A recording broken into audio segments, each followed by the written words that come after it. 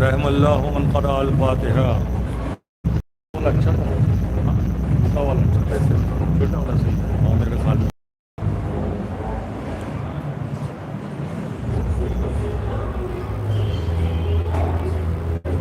لا حول ولا قوة إلا بالله العلي العظيم. حسبنا الله ونعم الوكيل، نعم المولى ونعم النصير. أعوذ بالله من الشيطان اللعين الرجيم. بسم الله الرحمن الرحيم. الحمد لله رب العالمين والعاقبة للمتقين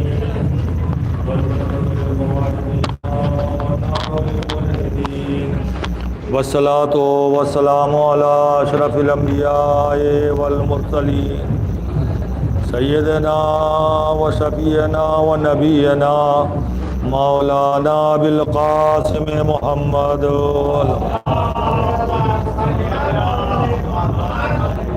وآله الطيبين الطاهرين المعصومين ولعنة الله على أعدائهم أجمعين من يومنا هذا إلى يوم الدين.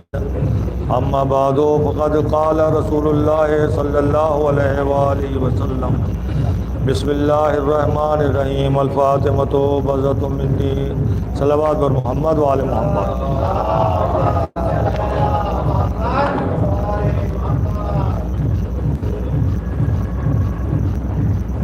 جناب سیدہ بنت رسول خدا کی وفات کے سلسلے میں یہ مجالس منعقد ہوئی ہیں. اسی مناسبت سے اس حدیث کو سرنامہ بیان قرار دیا ہے کہ ذکر جناب فاطمہ اس طرح سے ہو جائے کہ ہماری بہنوں کے کانوں تک سیرت فاطمہ زہرا پہنچے اور سیرت فاطمہ زہرا ہمارے گھروں میں رائج ہو سکے. لیکن تمہید میں آج کے دن کی مناسبت سے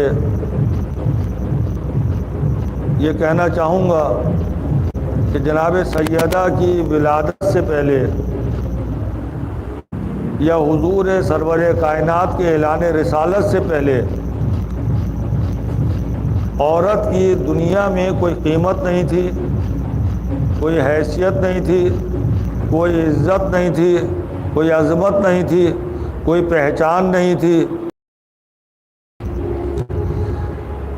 یعنی اگر آپ تاریخ اٹھا کر دیکھیں تو آپ کو معلوم یہ ہوگا کہ حضور سرور کائنات سے پہلے، اعلان اسلام سے پہلے مکمل عورت ذلت و رسوائی کی پستیوں میں گری ہوئی شے کا نام تھا، جس کی کوئی قیمت نہیں تھی، کوئی حیثیت نہیں تھی، کوئی نام نہیں تھا، کوئی اس کی پہچان نہیں تھی.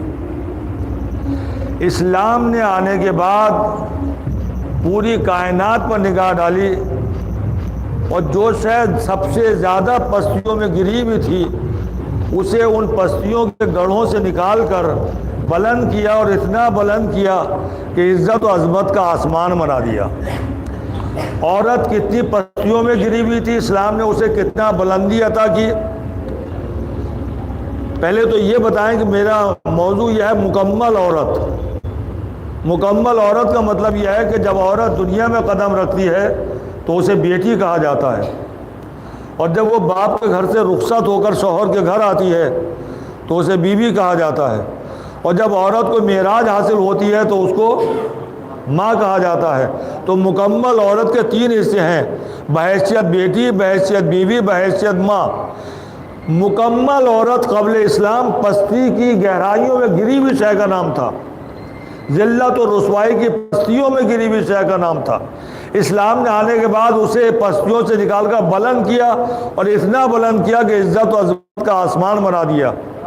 کتنی پستیوں میں گری ہوئی تھی یہ عورت، تو اس کا اندازہ یوں لگائیے. تاریخ اگر آپ پڑھیں گے تو آپ کو معلوم یہ ہوگا کہ اسلام سے پہلے بحیثیت بیٹی عورت کی قیمت یہ تھی کہ جب گھر میں کوئی بیٹی پیدا ہوتی تھی تو باپ اسے خود اپنے ہاتھوں سے قتل کر دیا کرتا تھا.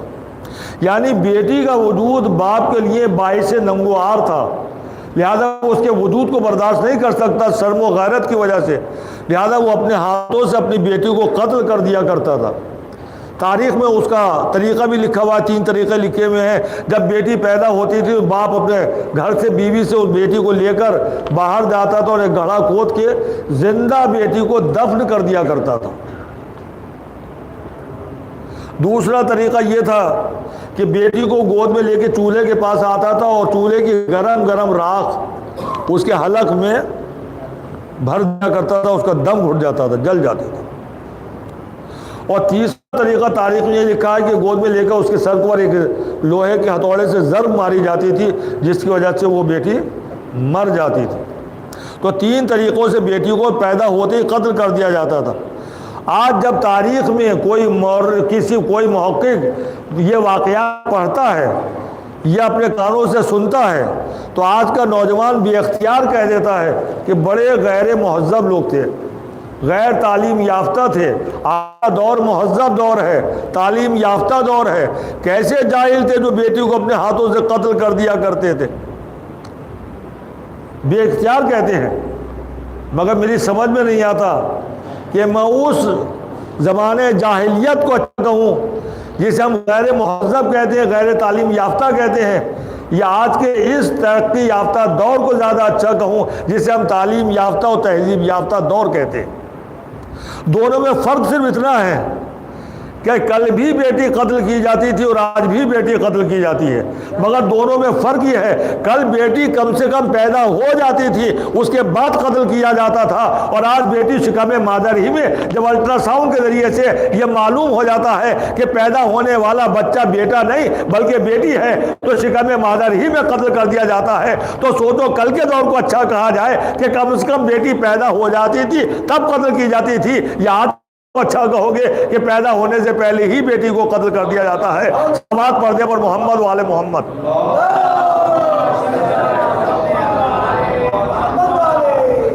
کل کے دور کو زیادہ تہذیب یافتہ دور کہا جائے یا آج کے ترقی یافتہ دور کو زیادہ تہذیب یافتہ دور کہا جائے، آپ خود اس کا موازنہ کیجئے۔ کل کا اگر دنیا کا فگر نکال کے دیکھیں، پوری دنیا کا تو آپ کو معلوم ہی ہوگا کہ پوری دنیا میں اس غیر مہذب دور سے لے کر اور آج سے 200 سال پہلے تک پوری دنیا کا فگر یہ بتاتا ہے کہ اگر کسی جگہ پر 1000 1000 لڑکے پیدا ہوتے تھے تو ان کے مقابلے میں 1200-1300 لڑکیاں پیدا ہوتی تھیں، یعنی جبکہ پیدا ہونے کے بعد بچوں کو قتل کر دیا جاتا تھا اس دور سے لے کر آج سے 200-250-300 سال پہلے تک پوری دنیا میں، چاہے وہ عرب ہو چاہے عجم ہو، ایران ہو یا سعودی عرب ہو، ہندوستان ہو یا پاکستان ہو، امریکہ ہو یا جاپان ہو، پوری دنیا اور ہر شہر کا آج انٹرنیٹ کا دور ہے تو بچے بھی انٹرنیٹ پہ تلاش کر سکتے ہیں کہ کتنے لڑکے پیدا ہوتے تھے ان کے مقابلے میں کتنی لڑکیاں پیدا ہوتی تھیں۔ تو 1000 لڑکی اگر کسی گاؤں میں شہر میں پیدا ہوئے ہیں تو اس کے مقابلے میں 1200 1250 1300 لڑکیاں پیدا ہوتی تھیں۔ اور آج کا پوری دنیا کا فگر نکال کے دیکھ لیں، بمبئی میں، کلکتے میں، دہلی میں، یو پی میں، بہار میں، امریکہ میں، لندن میں، سعودی عرب میں، ایران میں، کہیں بھی پوری دنیا کا فگر نکال کے دیکھیں تو آپ کو معلوم یہ ہوگا کہ 1000 لڑکے پیدا ہو رہے ہیں تو ان کے مقابلے میں 750 800 زیادہ سے زیادہ 900 لڑکیاں پیدا ہو رہی ہیں۔ تو سوچو وہ دور زیادہ اچھا تھا جب 1000 لڑکوں کے مقابلے میں 1200 لڑکیاں پیدا ہو رہی تھی، یا آج کا تہذیب یافتہ دور اچھا ہے کہ 1000 کے مقابلے میں اتنی لڑکیوں کو قتل کر دیا جاتا ہے کہ 750 800 900 سے زیادہ لڑکیاں پیدا نہیں ہو رہی۔ کل جب 1000 کے مقابلے میں 1200 1300 لڑکیاں پیدا ہو رہی تھی، اس وقت میں کچھ عورتوں نے آ کر امام سے ایک سوال پوچھا تھا کہ مولا مردوں کو تو ایک وقت میں 4 شادیوں کی اجازت ہے مگر عورت کو 1 سے زیادہ شوہر رکھنے کی اجازت نہیں ہے، یعنی کل کے دور میں بھی آج کے دور میں بھی مرد ایک ساتھ میں 4 عورتیں رکھ سکتا ہے، 4 شادیاں کر سکتا ہے۔ اگر آپ میں دونوں انصاف کر سکتے ہیں، عادل کر سکتے ہیں تو اسلام نے شرط رکھ کے اجازت دی ہے، نہیں کہ کوئی بھی آگے بڑھ کر کہ اسلام کا حکم 2 4 رکھ لے اور گھر جہنم بن جائے۔ کہ اگر وہ عدل و انصاف کر سکتا ہے تو ایک بات جو ہے وہ 4 عورتوں کے ساتھ شادی کر سکتا، مگر عورت ایک سے زیادہ ایک وقت میں ایک شوہر سے زیادہ شادی نہیں کر سکتی۔ تو کچھ عورتوں نے آ کے مولا سے سوال پوچھا تھا کہ آقا مردوں کو تو 4 عورتیں رکھنے کی اجازت ہے، ایک وقت میں 4 شادیاں کر سکتا ہے، لیکن عورت ایک شادی پر اکتفا کیوں کرے، اسے 2-3 شوہر رکھنے کی اجازت کیوں نہیں ہے؟ تو مولا نے اسے وہی جواب دیا جو میں آپ کو سمجھانا چاہتا ہوں۔ 1000 کے مقابلے میں 1200-1300 لڑکیاں پیدا ہوتی تھی، یعنی اب سے 1500 سال پہلے تک کا فگر بھی یہی بتاتا ہے۔ تو امام نے ان عورتوں کو یہی جواب دیا، چونکہ مردوں کی تعداد سے عورتوں کی تعداد زیادہ ہے، لہذا مردوں کو اجازت دی ہے کہ ایک سے زیادہ شادیاں کریں تاکہ کوئی عورت غیر شادی شدہ نہ رہ جائے، ہر عورت کو شوہر مل جائے۔ سبحان اللہ، تو اس وقت صحیح تھا کہ آج کے دور میں بھی یہی سبحان اللہ چلتی، لیکن ذرا سوچو کہ 1400 سال کے بعد زمانہ بدل گیا ہے۔ اگر مولا ایک جواب دے کر خاموش ہو جاتے تو آج کے دور میں کوئی مرد سبحان اللہ کہنے پر تیار نہ ہوتا، اس لیے کہ عورتیں آگے بڑھ کر کہتی مولا نے اس وقت کہا تھا مردوں کی تعداد کم ہے، عورتوں کی تعداد زیادہ ہے، اس لیے مردوں کو اجازت دیے 2-3-4 شادیاں کریں تاکہ کوئی عورت غیر شادی شدہ نہ رہ جائے۔ جب آج فگر بدل گیا ہے، 1000 مردوں کے مقابلے میں کچھ 700-800 لڑکیاں رہ گئی ہیں، تو مرد زیادہ ہیں عورتیں کم ہیں، تو اب عورتوں کو اجازت ہونی چاہیے کہ وہ ایک وقت میں 3-4 شادیاں کریں، شوہر رکھے، اور مرد ایک ہی کرے، ایک سے زیادہ نہیں کر سکتا، کہتا نہیں کہہ سکتا۔ تو اگر آج عورتیں آن کے کہنے لگے تو سبحان اللہ کہو گے؟ کوئی بھی سبحان اللہ نہیں کہے گا۔ مولا اگر خدا ہمارا لاکھوں کروڑوں سلام میرے مولا کے اوپر، اگر میرا آقا صرف ایک اس سوال کے جواب میں جواب دے کر خاموش ہو جاتا تو عورتیں واقعی مطمئن ہو کے چلی جاتی، کوئی سوال کرنے کی ضرورت نہیں تھی۔ لیکن 1400 سال کے بعد مولا 1400 سال بعد کا فگر دیکھ رہے تھے، اگر مولا ایک جواب دے کر خاموش ہو جاتے تو آج عورتیں کھڑی ہو جاتی اور اپنا مطالبہ کر لیتی۔ کل کے لیے مولا نے کہا تھا ایک عورت ایک شوہر رکھے گی، ایک شوہر کئی عورتیں رکھ سکتا ہے، لیکن آج فگر بدل گیا، ہمیں اجازت دو اور شوہروں کو مردوں کو پابندی لگا دو۔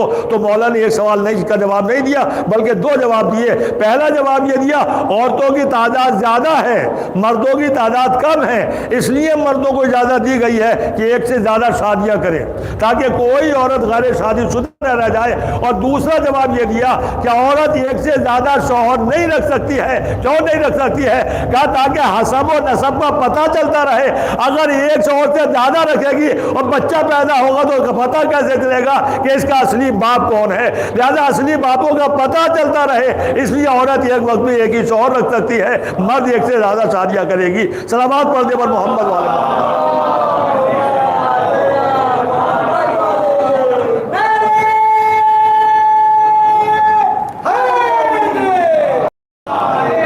تو بحیثیت بیٹی عورت کی قیمت یہ تھی کہ ادھر پیدا ہوئی اور ادھر اسے قتل کیا گیا، یہ بحیثیت بیٹی عورت کی قیمت تھی۔ اور بحیثیت بیوی عورت کی قیمت یہ تھی کہ عورت کو انسان ہی نہیں سمجھا جاتا تھا اسلام سے پہلے، بلکہ اسے شے سمجھا جاتا تھا، مال سمجھا جاتا تھا۔ جب پیسہ جیب میں ہوا تو خرید کے 2-4 رکھ لی، جب پیسہ جیب کا ختم ہو گیا اور بھاؤ بڑھ گیا تو جا کے بازار میں بیچ دی گئی۔ اور یہی وجہ ہے کہ تاریخ میں لکھا ہوا ہے کہ جب مرنے کے بعد مال تقسیم ہوتا تھا تو عورتوں کو بھی تقسیم کیا جاتا تھا، کیونکہ اسے انسان نہیں سمجھا جاتا تھا، مال سمجھا جاتا تھا۔ تو اولاد کے درمیان میں وہ عورتیں جو باپ نے خرید رکھی تھی، جو اس کی بیوی یا کنیزیں ہوتی تھیں، انہیں بھی تقسیم کر دیا جاتا تھا۔ عورت کو خادمہ سے زیادہ درجہ نہیں دیا جاتا تھا۔ یہی وجہ ہے کہ آج جب آثار قدیمہ والے کھدائی کر رہے ہیں تو انہیں بڑے بڑے مقبرے یونان میں، یورپ میں، عرب میں بڑے بڑے مقبرے زمین میں ملتے ہیں، اور تاریخ یہ بتاتی ہے کہ پیسے والے 10 20 25 عورتیں رکھا کرتے تھے، کم پیسے والے 2-4 رکھا کرتے تھے۔ بیوی نہیں ہوتی تھی بلکہ زر خرید غلام ہوتی تھی، خادمہ ہوتی تھی، گھر کی نوکرانی ہوتی تھی، اس کا کام صرف شوہر اور شوہر کے گھر والوں کی خدمت کرنا ہوتا تھا۔ چنانچہ جب بڑے بڑے مقبرے اپنی زندگی میں بناتے تھے، جیسا دولت مند ویسا ہی مقبرہ، جب وہ مر جاتا تھا تو اس مقبرے میں اس کے جنازے کو سجا کے رکھ دیا جاتا تھا، اور ان کی جتنی بھی پسند کی چیزیں تھیں، کپڑے، کھانے پینے کی چیزیں، پھل وغیرہ، مٹھائی وغیرہ، جو کچھ جو انہیں پسند تھا وہ سب اس مقبرے میں بھر دیا جاتا تھا۔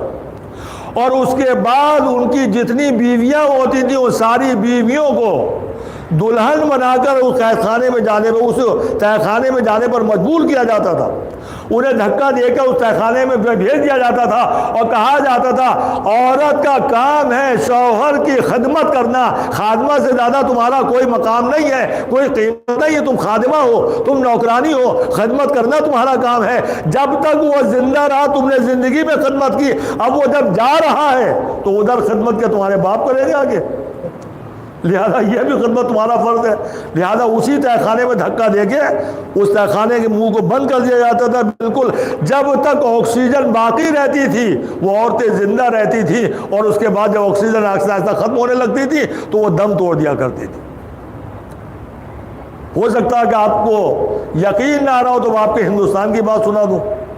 बिल्कुल वही फिक्र जो उधर थी, औरत का काम है खिदमत करना, मर्द मालिक होता है, औरत नौकरानी होती है, खादमा होती है, कनीज होती है, उसका काम है सिर्फ खिदमत करना। यही तसव्वुर हिंदुस्तान में ही पाया जाता था। अभी ज़्यादा दिन नहीं गुजरे, बुजुर्गों को मालूम होगा हुकूमत ने बड़ी सख्तियों के साथ उस रस्म को रोका है। हिंदुस्तान में चिता पर, शौहर की चिता पर औरत को बिठाया जाता था और जला दिया जाता था, सती कहा जाता था उसे। जो बुजुर्ग हैं वो तायद करेंगे, बच्चों को नहीं मालूम और कुछ सालों के बाद जाके जवानों को भी मालूम नहीं होगा। सती किया जाता था और तो अब भी कहीं ना कहीं हो जाता वाकया।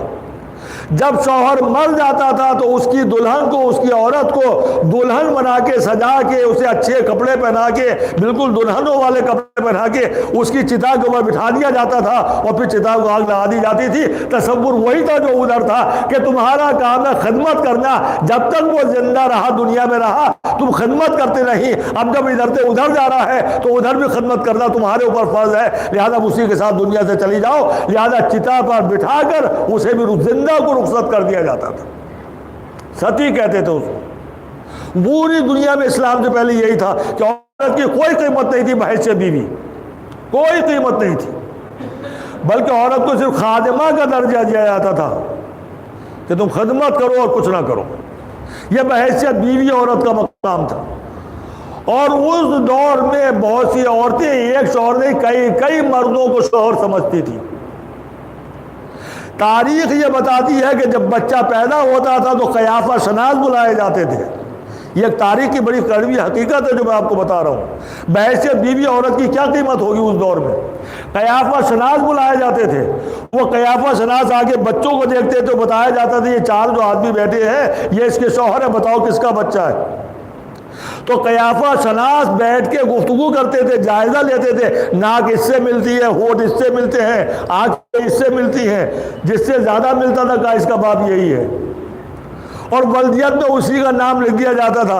अब आप इस्लाम की तारीख उठाकर देखें तो आपको मालूम होगा कि बाद इस्लाम आने के बाद इस्लाम के बहुत बड़े बड़े हीरो बन गए जिनके बापों का पता इसी तरह से चला था। सलवात पढ़ने पर मोहम्मद वाले मोहम्मद।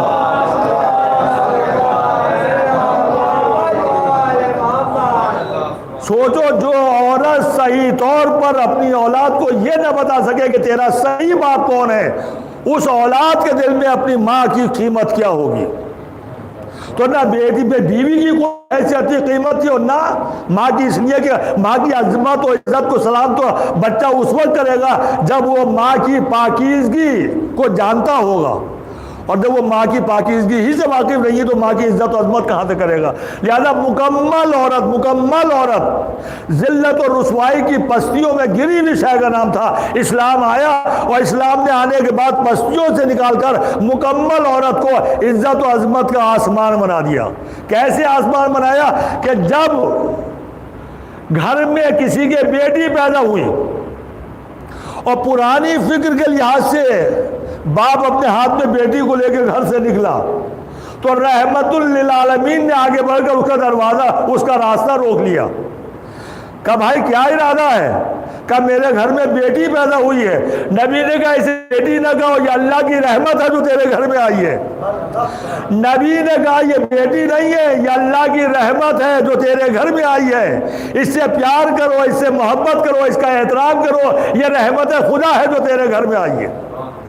نبی نے کہا اگر کوئی ایک بیٹی کو گھر میں صحیح طور پر تعلیم و تربیت سے آراستہ کر دے تو اللہ اسے بہت ثواب دیتا ہے.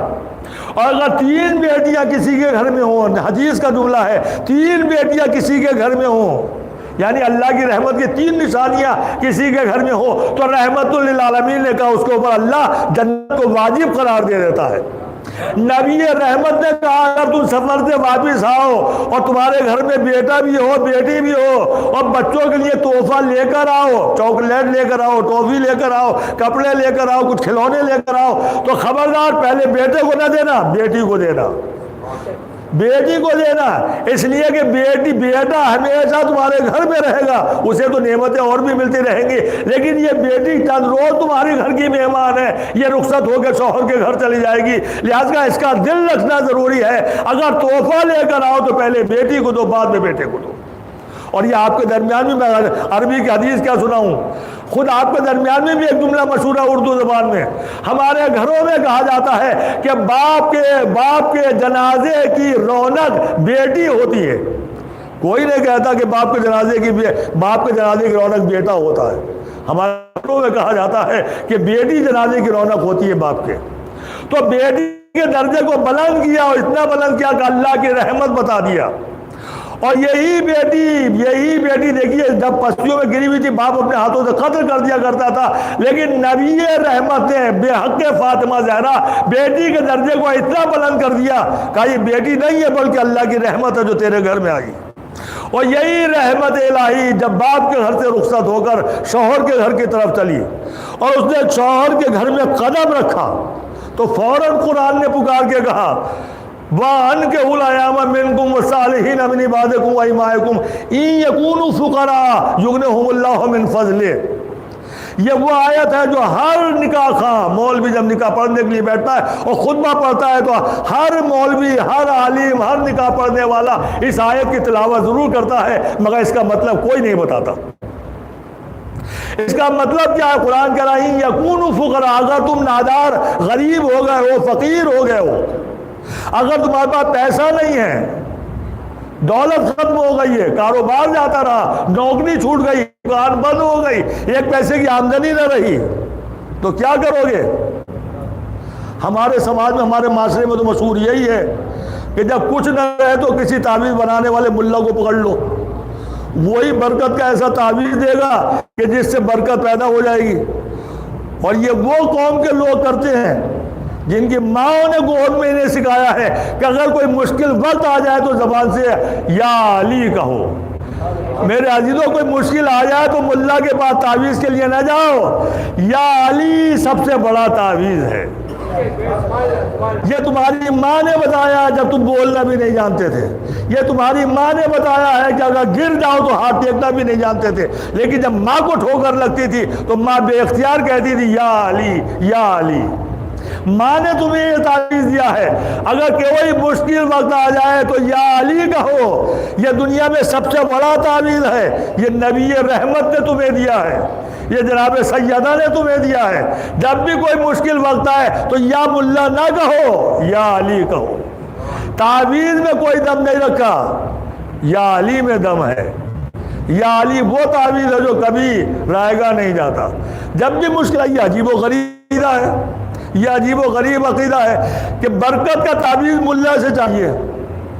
ٹھوکر لگ جائے، کوئی ملا کے پاس نہیں جاتا، ہمیں ٹھوکر لگنے والی ہے لہذا تعویذ دے دو، تو بے اختیار یہ علی کہتا ہے. اور جب تجارت گر جائے، کاروبار گر جائے، نوکری چلی جائے تو ملا کا تعویذ چاہیے. تو عقیدہ یہی تو بنا کہ ٹھوکر لگے تو یا علی بچا لیں گے، لیکن کاروبار گر جائے تو یا علی نہیں بتا سکتے بلکہ ملا کا تعویذ بچائے گا. صلوات پڑھتے پر محمد والے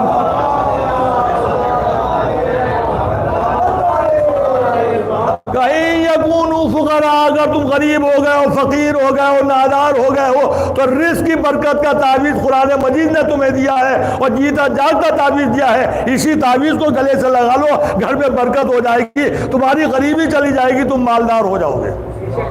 وہ تعویذ کا کہیں یکونوا فقراء، اگر تم غریب و فقیر ہو گئے ہو، نادار ہو گئے ہو تو اللہ تمہیں اپنے فضل سے مالدار کر دے گا. کب مالدار کرے گا؟ وَأَنكِحُوا الْأَيَامَ، تم شادی تو کر لو. تم شادی کر لو، عورت لے آؤ، عورت تمہارے گھر میں قدم رکھے گی، اس کے قدموں کی برکت سے تمہاری غریبی کو دور کر دیں گے اور تمہیں مالدار بنا دیں گے۔ تو دوستو قرآن مجید تمہیں تعویذ دے رہا ہے، یہ عورت تمہارے گھر میں نہیں آئی ہے بلکہ رزق کی برکت کا تعویذ ہے جو تمہارے گھر میں آیا ہے۔ صلوات پڑھنے پر محمد والے۔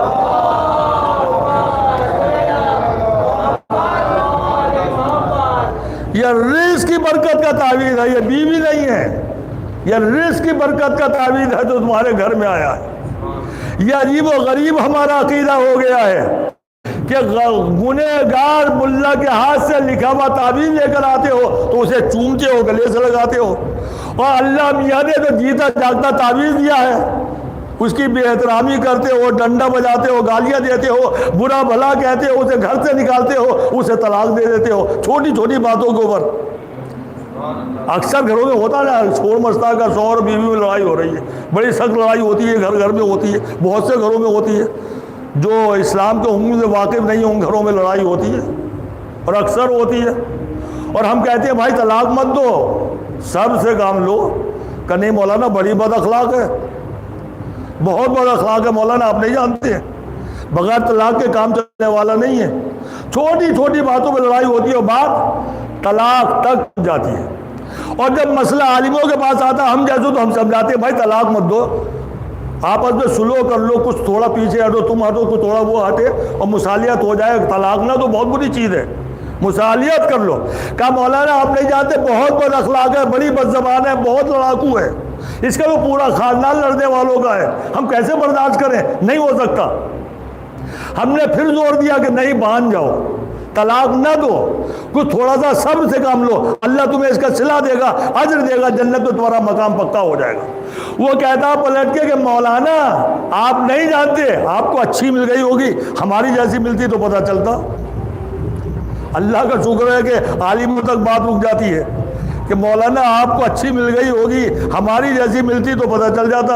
اللہ کا شکر ہے کہ عالموں تک کی بات رک جاتی ہے۔ خدا کی قسم اگر رسول خدا نے جناب خدیجہ سے صرف شادی کی ہوتی اور جناب ام سلمہ سے صرف شادی کی ہوتی اور دنیا سے چلے گئے ہوتے تو یہ کمبخت رسول خدا کی حدیث پر اعتراض کر دیتے، ارے رسول خدا کو خدیجہ جیسی ملی تھی، ام سلمہ جیسی ملی تھی، ہماری جیسی بگڑی بھی مل گئی ہوتی تو ہم دیکھتے کہ نبی کیسے طلاق نہیں دیتے ہیں۔ میں ان تمام بگڑے ہوئے شوہروں کو بتانا چاہتا ہوں، تمہاری کتنی بھی بگڑی ہوئی ہو، کتنی بھی بگڑی ہوئی ہو، نبی نے تو ان دو کے علاوہ اور بھی شادیاں کی تھی۔ تمہاری کتنی بھی بگڑی ہوئی ہو مگر نبی خدا سے زیادہ بگڑی بھی نہیں ہو سکتی۔ جب نبی نے ان کے ساتھ گزارا کر لیا، طلاق نہیں دی، تو تمہیں بھی طلاق دینے کا حق ہے۔ صلوات پڑھنے پر محمد۔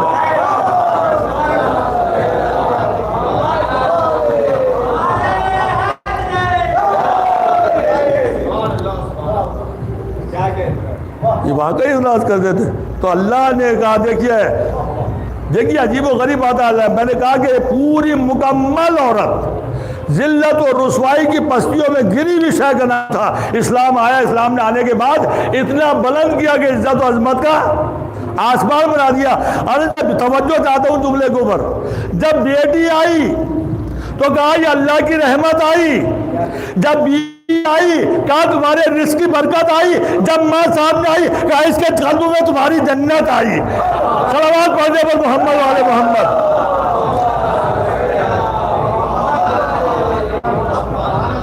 بیٹی کو کہا یہ اللہ کی رحمت ہے، بیوی کو کہا تمہارے رزق کی برکت ہے، ماں کو کہا اس کے قدموں میں تمہاری جنت ہے۔ اب دنیا کا کوئی مرد ہے اتنا طاقتور جو اپنے کو عورت سے سمجھتا ہو، عورت کو پس سمجھتا ہو؟ ارے اگر بیٹی کو کمزور سمجھو گے تو رحمت الہی سے مایوس ہو جاؤ گے، اگر بیوی پر ظلم کھاؤ گے تو رزق خدا سے محروم ہو جاؤ گے، اگر ماں کو سلام نہ کرو گے تو جنت ہاتھ سے چلی جائے گی۔ صلوات پڑھنے پر محمد والے محمد۔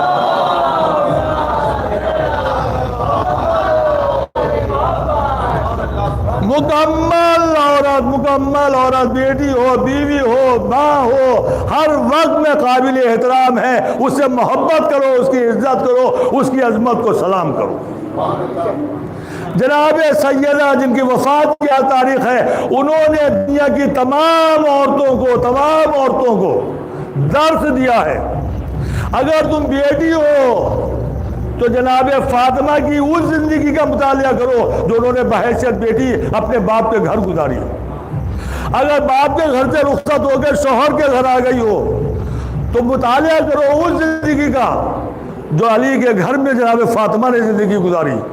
اگر ماں ہو تو بچوں کو تربیت کیسے دی جاتی ہے، جناب فاطمہ کی سیرت کا مطالعہ کرو کہ انہوں نے اپنے بچوں کو کس طرح سے پرورش کیا.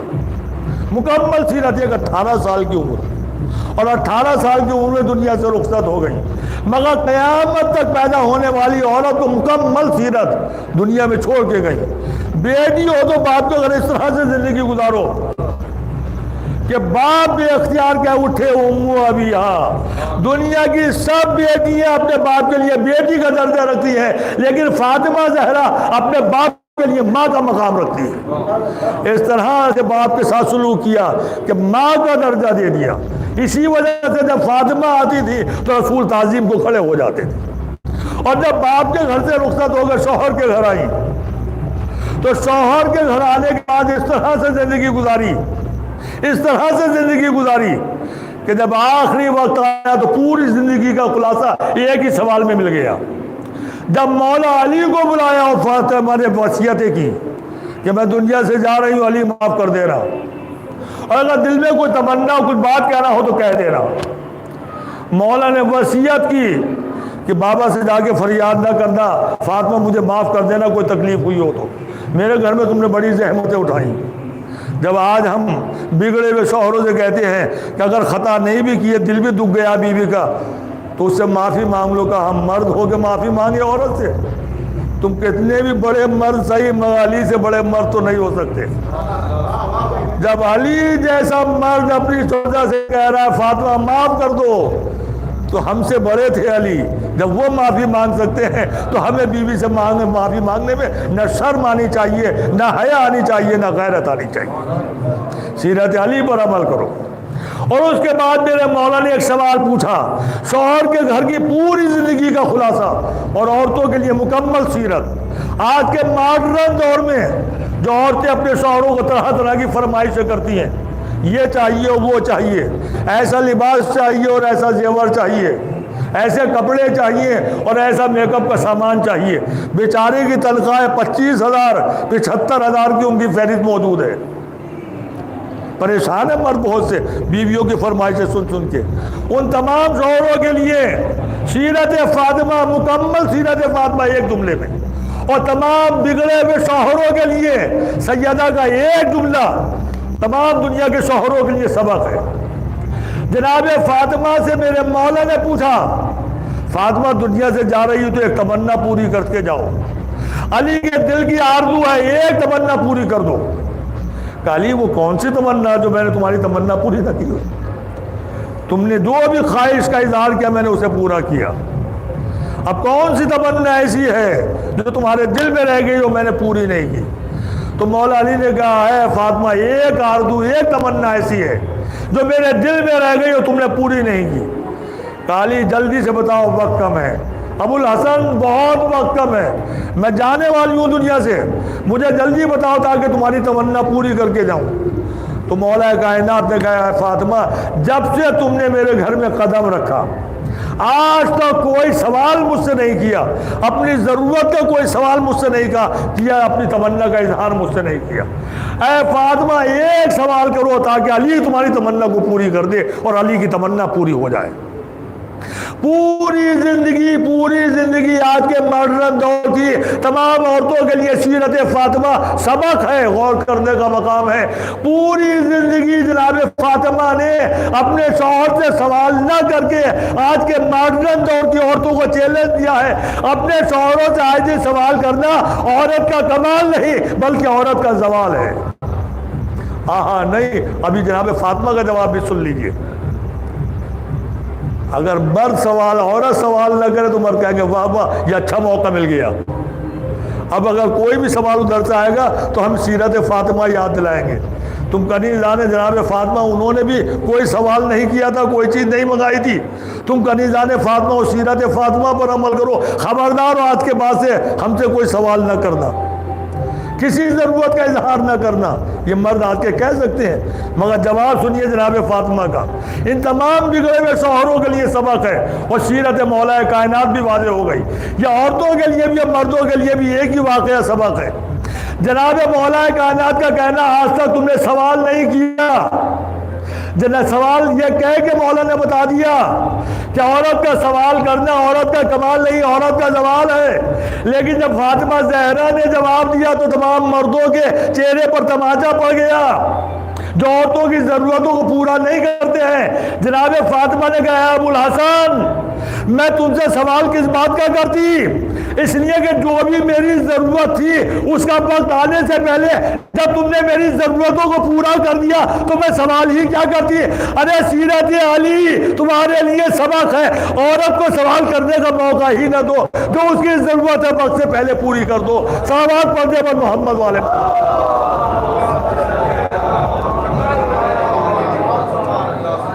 عورتوں کو سیرت فاطمہ پر عمل کرنا چاہیے، مردوں سے سوال نہ کریں، اور مردوں کو سیرت مولا کائنات پر عمل کرنا چاہیے۔ عورت کو ایسا موقع ہی نہ دو کہ وہ سوال کرنے پر مجبور ہو جائے۔ محسوس کر لو اس کی ضرورت کیا ہے، اس کی ضرورت کو پورا کر دو تو وہ سوال ہی نہیں کرے گی۔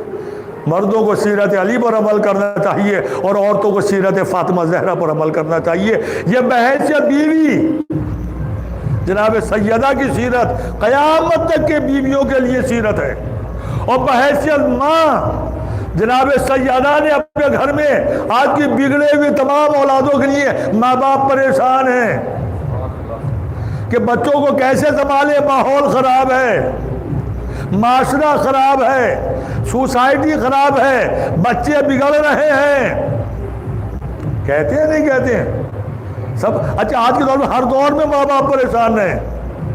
میں نے تاریخ میں واقعہ پڑھا نیپولین کے دور کا، اس کے پاس کچھ ایک وقت آیا نیپولین جو فرانس کا پہلے معمولی سپاہی تھا، پھر جنرل کرنل، اس کے بعد پورے ملک کا بادشاہ بن گیا۔ اس کے بعد کچھ لوگوں نے آن کے کہا معاشرہ بگڑ گیا ہے، سوسائٹی بگڑ گئی ہے، ماحول بگڑا ہوا، بچے بگڑ رہے ہیں، جیسے آج ہم کہہ رہے ہیں ایسے وہ زمانے کے لیے آتے بگڑے ہوئے تھے۔ تو نیپولین نے کہا ٹھیک ہے یہ ماحول سدھر جائے گا، تم مجھے 100 اچھی ماں دے دو، میں تمہیں اچھا ماحول دے دوں گا، اچھی سوسائٹی دے دوں گا۔ یہ نیپولین نے اس زمانے میں کہا تھا، میں بتاؤں گا ابھی کہ نیپولین کی بات صحیح ہے یا غلط ہے۔ تو جیسے کل پریشان تھے ماں باپ ویسے آج بھی پریشان ہے، مگر سیرت فاطمہ زہرا پر اگر عمل کریں ہمارے گھر والے تو یہ بگڑا ہوا ماحول سدھر جائے گا، بگڑی ہوئی اولاد سدھر جائے گی، اور اچھے بچے ہوں گے، اچھا ماحول ہوگا، اچھی سوسائٹی ہوگی۔ کیا آپ نے نہیں سنا ممبروں سے؟ ہزاروں مرتبہ سنا ہے، میں سے یاد دلا رہا ہوں کہ جب مسجد سے حسن آتے تھے، حسین آتے تھے، تو جناب سیدہ کیا سوال پوچھتی تھی؟ ہر روز ایک سوال، بیٹا کہاں گئے تھے؟ ملا جواب کہ مسجد میں گئے تھے۔ کیا ہوا؟ کہ نانا نے یا بابا نے خطبہ دیا، تو فاطمہ کہتی سناؤ خطبہ، سناؤ خطبہ۔ روزانہ کہاں گئے تھے اور کیا سیکھ کر آئے ہو؟ روزانہ جناب فاطمہ کا ایک ہی سوال۔ میں نے ہاتھ جوڑ کے کہا شہزادی یہ روزانہ معصوم بچوں سے سوال کیوں؟ کہا میں تربیت، اصول تربیت بتا رہی ہوں، قیامت تک کے لیے، عورتوں کے لیے۔ میرے بچے معصوم ہیں، ان سے خطا کا امکان نہیں پایا جاتا، لیکن اگر تم اپنے بچوں کو سدھارنا چاہتے ہو تو جب بچہ باہر سے آئے 2 سوال ضرور کرو، بیٹا کہاں سے آئے ہو اور کیا سیکھ کر آئے ہو؟ اگر اچھی جگہ سے آیا ہے تو اس کی ہمت افزائی کرو۔ وہ آگے کہتا ہے میں مسجد کے مولانا کے پاس گیا تھا، اس کا شوق بڑھاؤ، ہمت بڑھاؤ۔ کہا بیٹا 1 دفعہ نہیں 2 مرتبہ جایا کرو۔ اگر وہ آئے اور آنے کے بعد کہے کہ میں دینیات کا یہ سبق مولانا نے سکھایا ہے یا فلاں بزرگ نے سکھایا، اسے انعام دو اور اس کی ہمت بڑھاؤ، اس کا شوق بڑھاؤ کہ اچھی بات سیکھ کر آئے ہو، جو تمہیں انعام دیا جائے گا۔ اگر گھر میں آنے کے بعد بچہ کا غلط جگہ گیا تھا تو اس کی تنبیہ کرو، اگر غلط بات سیکھ کر آیا تھا تو اس کی اصلاح کرو۔ یہ 2 سوال بس، کوئی مشکل کام نہیں ہے۔ 2 سوال، کہاں گئے تھے اور کیا سیکھ کر آئے ہو۔ اگر یہ 2 سوال ہر ماں اختیار کر لے، ہر باپ اختیار کر لے تو کوئی بیٹا بگڑے گا نہ کوئی بیٹی بگڑے گی۔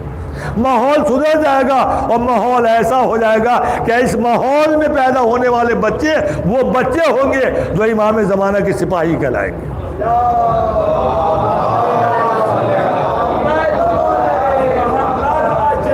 تو جناب سید بحیثیت ماں، بحیثیت بیوی، بحیثیت بیٹی، ہر طرح سے درد کیا، سیرت چھوڑی ہے۔ کہا یا علی تم مہیا کر دیتے ہو ہر چیز کو، میں کیا سوال کروں؟ علی نے اصرار کیا کہ فاطمہ دنیا سے جا رہی ہو مگر میری تمنا پوری کر کے جاؤ۔ جب زیادہ اصرار ہوا تو جناب سیدہ نے کہا ابو الحسن اتنا ہی اصرار ہے تو بس ایک آم کا انتظام، ایک انار کا انتظام کرو۔ علی نے تمنا فاطمہ کو سنا، بہت خوش ہوئے اور خوشی خوشی گھر سے بازار کی طرف چلے، مگر جب مارکیٹ میں پہنچے تو معلوم ہوا یہ تو انار کی فصل کا زمانہ ہی نہیں، اس بار انار کہاں رکھا ہوا ہے۔ بڑی مشکل سے ایک یہودی کے گھر صرف ایک انار ملا اور اس نے وقت سے فائدہ اٹھایا، بہت بڑی قیمت لی علی سے، ایک انار کی قیمت بہت بڑی لی اور ساری قیمت مولا نے ادا کی، اور وہ انار لے کے سوچو پوری زندگی کی علی کی تمنا پوری ہو رہی ہے، اور سیدہ کی زندگی کا پہلا اور زندگی کا آخری سوال علی پورا کرنے جا رہے ہیں، تو سوچو کتنی تیزی کے ساتھ گھر کی طرف چلے ہوں گے۔ مگر ابھی گھر نہ آیا تھا کہ خرابے سے، ایک کھنڈر سے، ایک ٹوٹے ہوئے گھر سے رونے کی آواز، کرہانے کی آواز سنی تو مولا کے قدم رک گئے۔ اس گھر میں پہنچے تو دیکھا ایک ضعیف، ایک نابینا، بوڑھا، کمزور، بیمار آدمی لیٹا ہوا ہے، اس کے پاس کوئی نہیں ہے، تنہا ہے۔ اس کا سر اٹھا کے زانوں پہ رکھا میرے مولا نے، کہا بھائی کیا حال ہے تمہارا، کوئی رشتہ دار نہیں ہے؟ کہا میں تنہا ہوں اس دنیا میں۔ کہا کیا حال ہے؟ کہا طبیعت خراب ہے۔ کہا پھر کس چیز کو دل چاہتا ہے؟ کہا پیاس بہت لگی ہے، انار مل جاتا۔ تمنائے علی اور فاطمہ کی زندگی کا پہلا اور آخری سوال، مولا نے انار کو دیکھا، اس ضعیف کو دیکھا، انار کے دو ٹکڑے کیے اور آہستہ آہستہ آدھا انار اس مریض کو کھلا دیا، اور دل مطمئن ہے کہ آدھا انار فاطمہ کے لیے جاؤں گا۔ اور آدھا انار کھلانے کے بعد جب مولا نے پوچھا بھائی تمہاری طبیعت سیر ہو گئی؟ کہا نہیں پیاس اور لگ رہی ہے، کچھ اور چاہیے۔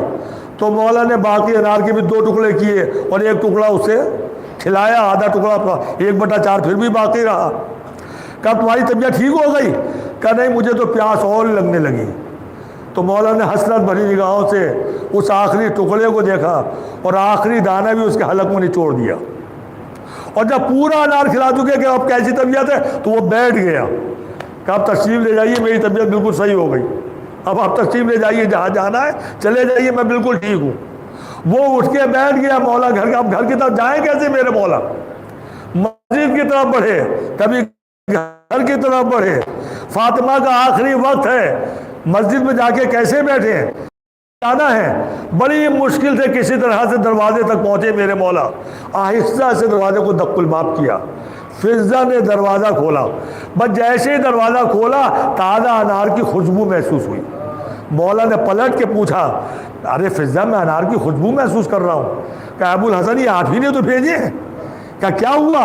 کہا ابھی ایک شخص آیا تھا، اس نے تازہ انار کا طبق بھرا ہوا انار، کئی کلو انار فاطمہ زہرا کے لیے مولا علی نے بھیجے ہیں، یہ کہہ کے دے گیا تھا، اور ہم نے آپ کا تحفہ جناب فاطمہ کے سرہانے رکھ دیا ہے جا کے۔ مولا نے آسمان کو دیکھا، شکر کا سجدہ کیا۔ عزیزو سمجھے اپنی ضرورت پر جب دوسرے کی ضرورت کو پورا کر دیا جاتا ہے اور اپنی ضرورت کو پیچھے کر دیا جاتا ہے تو اللہ غیب سے اس طرح سے مدد کرتا ہے۔ میری سمجھ میں نہیں آتا اس گھر سے اس گھر سے کتنا پرانا رشتہ ہے، کبھی ادھر سے انار ادھر آتے ہیں، کبھی ادھر کے پھل ادھر والے لے جاتے ہیں، کبھی ادھر سے لباس ادھر آتا ہے، کبھی ان کے پہنے ہوئے کپڑے وہ لے جاتے ہیں، کبھی ملائکہ خدمت کے لیے آتے ہیں، کبھی وہی لے کر آتے ہیں۔ صلوات پڑھ دے پر محمد والے۔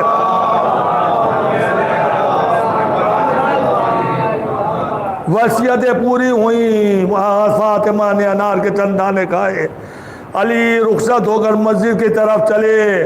جناب فاطمہ زہرا نے فضہ کو بلایا، حجرے میں گئی اور اس کے بعد کا فضہ وہ صندوق جو رکھا ہے اسے اٹھا کے لاؤ۔ فضہ جب سے اس گھر میں بحیثیت کنیز آئی تھی اس صندوق کو دیکھ رہی تھی جس میں تالا تھا اور سوچتی تھی نہ جانے کتنی قیمتی چیز اس صندوق کے اندر بند ہے۔ ایک مرتبہ وہ صندوق اٹھا کے لائیں، چابی دی کہ اسے صندوق کو کھولو۔ فضہ نے صندوق کو کھولا تو اس کے اندر ایک بوسیدہ لباس نکلا۔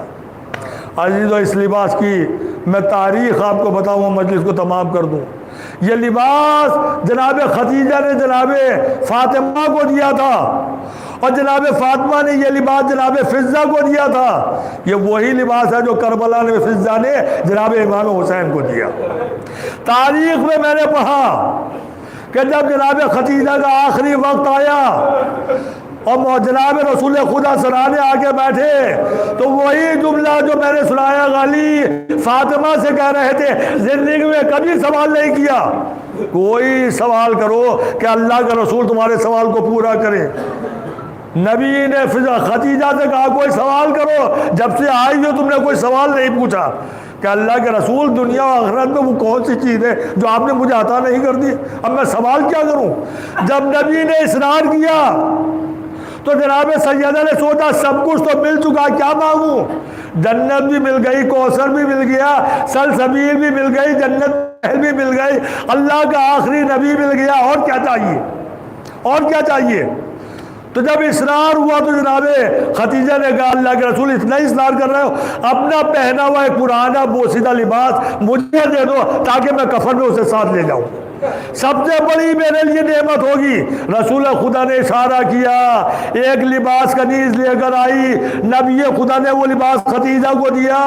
ابھی خدیجہ نے وہ لباس اپنے سینے پر رکھا تھا کہ جبریل امین نازل ہوئے اور انہوں نے پیغمبر اسلام کو بتایا کہ خدیجہ سے کہو اللہ نے سلام کہلایا ہے، اور کہا خدیجہ تمہیں اس لباس کی کوئی ضرورت نہیں ہے، کربلا میں تمہارا بیٹا کربلا کے میدان میں 3 دن کا بھوکا پیاسا مارا جائے گا، تمہاری بیٹی فاطمہ کا بیٹا حسین 3 دن کا بھوکا پیاسا شہید کیا جائے گا، تمہیں اگر کچھ دینا ہی ہے تو ایک تحفہ حسین کے لیے مخصوص کر دو، یہ لباس حسین کو دے دو۔ اور اس کے بعد رسول خدا نے کربلا کے واقعات سنائے، شاید یہ پہلی مجلس تھی جو رسول خدا کے گھر میں حسین کی منعقد ہوئی۔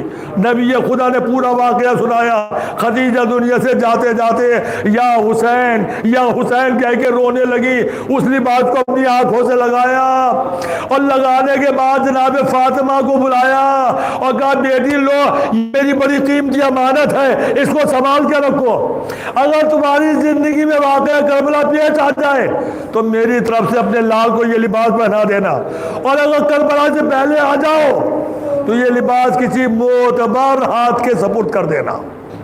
اللہ رے فضہ کا معتبر ہاتھ، بنی ہاشم رسول خدا کا گھر آنا ہے، ایک سے ایک بیویاں گھر موجود ہے۔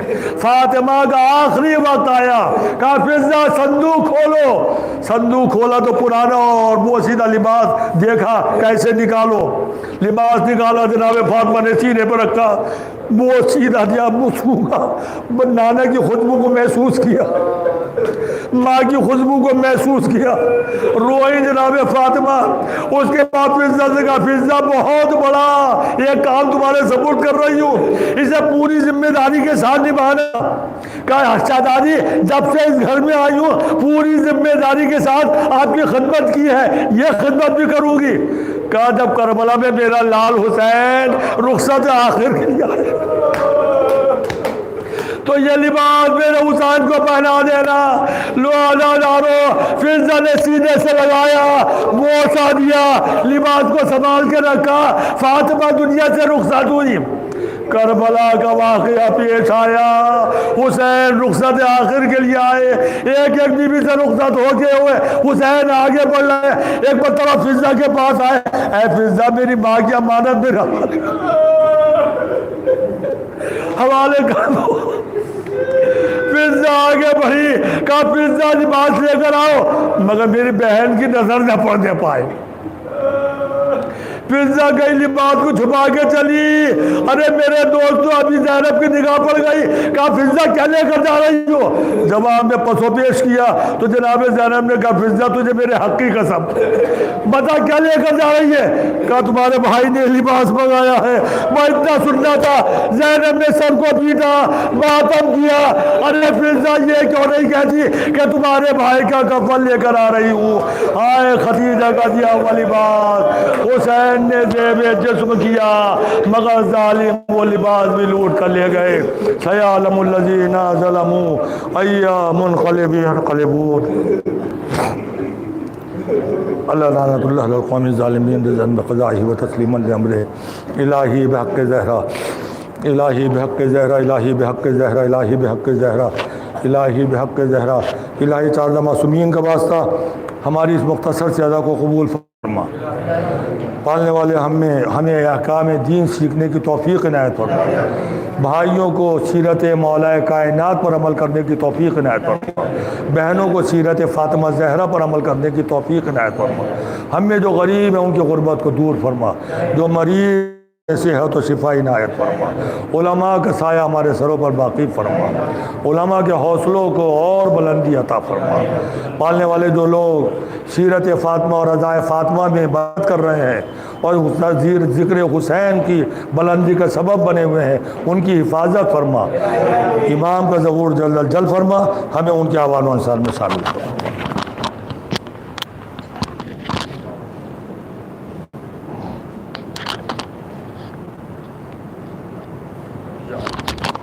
हज़रत मोमिनीन 8:30 बजे हुज्जतुल इस्लाम वल मुस्लिमीन आली जनाब मौलाना सैयद हुसैन मेहदी हुसैनी साहब क़िबला खिताब फरमाएंगे। हम अंजुमन मासूमिया के मातमदारों से गुजारिश करते हैं कि वो आएँ और नोहा पढ़ें। अंजुमन मासूमिया मातम हुसैन।